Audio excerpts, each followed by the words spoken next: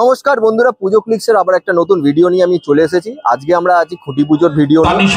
আমরা এখন পৌঁছে গেছি হাওড়ার চ্যাটার্জিয়ার সঙ্গমে। দেখতেই পাচ্ছেন এখানে খুঁটি স্থাপন করা হয়ে গেছে, আর এখানে ব্যানার উন্মোচন হয়ে গেছে। দেখতেই পাচ্ছেন চ্যাটার্জিয়ার সঙ্গম, যেটা হাওড়ার রাজরানী নিয়ে, মানে হাওড়ার রাজরানী হিসেবে যাকে সবাই চেনে, সেই হাওড়ার রাজরানী। আর সেইটা তৈরি করছেন ভাস্কর শ্রী সনাতন রুদ্রপাল। দেখতেই পাচ্ছেন মায়ের সেই মূর্তি, আর এবছরেও আমরা দেখতে পাবো সেই মূর্তি।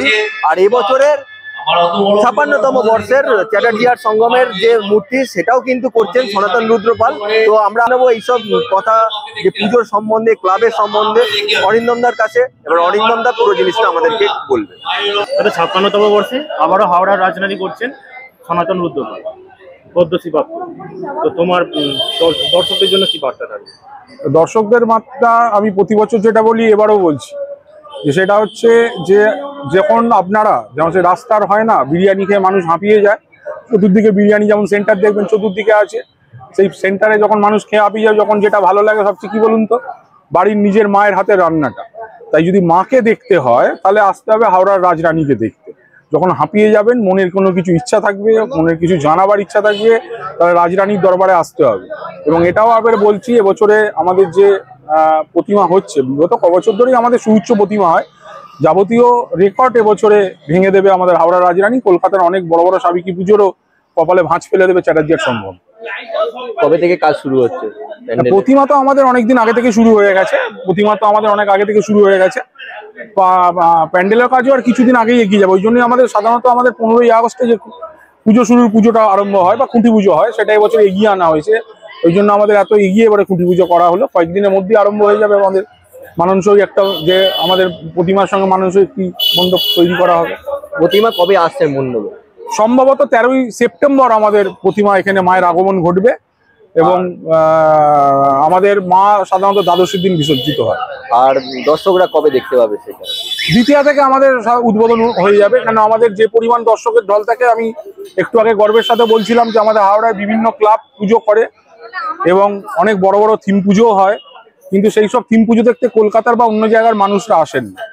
চ্যাটার্জিয়ার সঙ্গমে সাবেকি প্রতিমা দেখতে কলকাতা বা বিভিন্ন জায়গা থেকে, অনেক জায়গায় একটু আগে শ্রীরামপুর থেকে যারা ছিলেন তারাও বলে গেলেন, বর্ধমান শ্রীরামপুর থেকেও সনাতন রুদ্রপাল পদ্মশ্রীপ্রাপ্ত শিল্পীর প্রতিমা দেখতে কিন্তু চ্যাটার্জিয়ার সঙ্গমে সবাই আসে হাওড়া রাজরানীকে দর্শন করতে।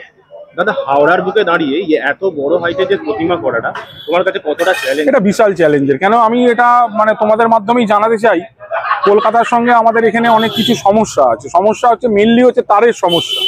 এটা আমরা বিগত অনেক বছর ধরে বলে আসছি প্রশাসনকে, যে সেই ব্যাপারটা একটু নজর দেওয়ার জন্য।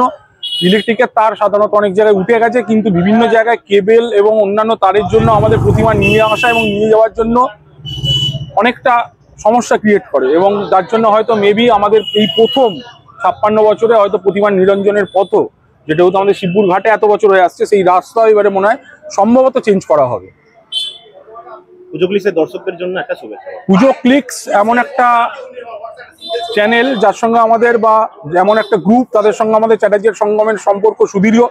এবং সে পুজো ক্লিক্স যেভাবে আজকে উত্তরোত্তর উন্নতি করছে এবং পুজো জগতে তার ছাপ ফেলছে, তা সবার কাছে ঈর্ষণীয়। আগামী দিনে পুজো ক্লিক্স হয়তো দেখবো সবার উচ্চতর জায়গায় সে স্থান লাভ করেছে, এবং চ্যাটার্জিয়ার সঙ্গমের তরফ থেকে আমাদের সেই শুভেচ্ছা বার্তা রইল পুজো ক্লিক্স এবং পুজো ক্লিক্সের দর্শকদের সবাইকে।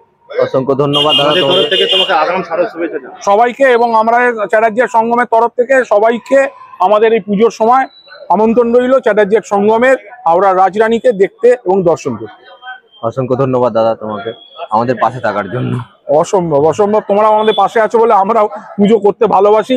পুজো করতে এবং পুজো তোমরা যে সবাইকে তুলে ধরছো, এর আমি তুলে ধরো, তোমরা আছো বলেই আমরাও আছি। ধন্যবাদ।